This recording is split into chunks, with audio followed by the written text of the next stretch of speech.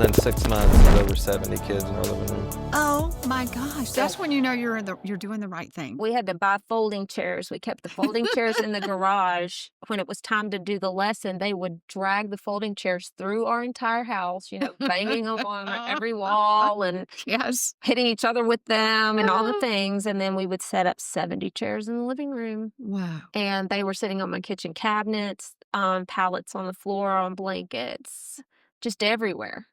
And it became our normal Sunday night. 60 to This is 70 what we kids in the do. living room. Like, I just ran into a girl that was part of that group, and she said, "I can't believe your son's going to be a senior." And I was like, "Yeah, I know." And she goes, "When I started coming to Bible study, he would hang out with us. And then on the lessons that you didn't want him to listen to, if we were talking about something that may be a little too much, he would go to his room and play his, Nintendo Switch." And I was like, yeah, now he's a senior. I mean, those kids just came in our house and were part of our life, and that's how it was on Sunday nights. Yes. And then COVID hit, and everybody was like, you can't have gatherings indoors, and the schools were concerned because I was having so many kids into my home. And so they were like, you can meet, but it has to be outside. That whole deal. Like, if you're in a group setting, it needs to be outdoors. So we poured a patio. A big patio. A big one, I'm thinking. And we put a big fire pit in the middle, and we were like, this is our solution. And we had Bible study out there. But there are like 5 nights a year that the weather is good, and the rest is cold, hot, rainy, windy. We live in the country, so maybe a pack of coyotes is howling while I'm trying to teach. I mean, it was not Always ideal. something. And so that's when we started kind of thinking outside the box. Get these kids outside, get them.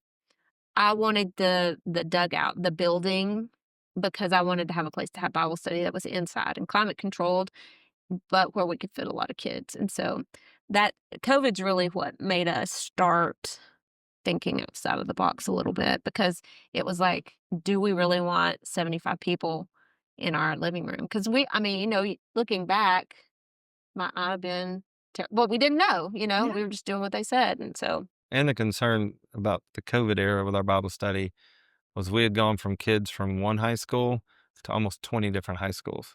So do you remember, like, if you had COVID and I was close to you, then I had to quarantine for. So we had 20 plus schools represented in our living room every week. So if one of those kids went to school, well, then now I have 20 schools. 20 schools. Yeah. It was the schools were just like, you cannot do this anymore. So really, them making that decision kind of pushed us to think, okay, outside. And then once we were outside, it's like they need something to do. And then, well, we should go ahead and build the wiffle ball field. And then me saying, I really want a building where I can have all the kids in, but that's not in our living room.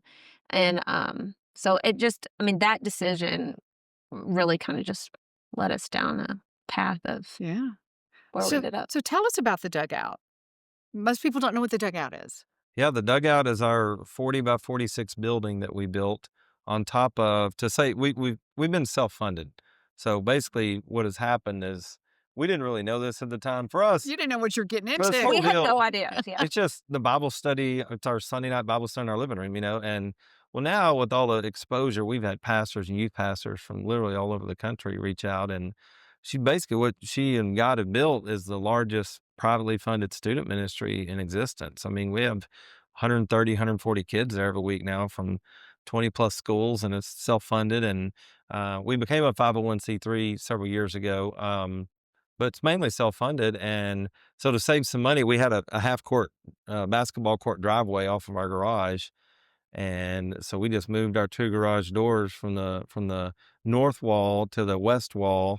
And then we just built a 46-foot out on top of our 40-foot wide driveway. So we just built that on top of the driveway to save some money. And when we walk in there's a concession stand, a little kitchen, and there's 2 restrooms. And then there's the big meeting room in there that we know it holds 145 because that's our record.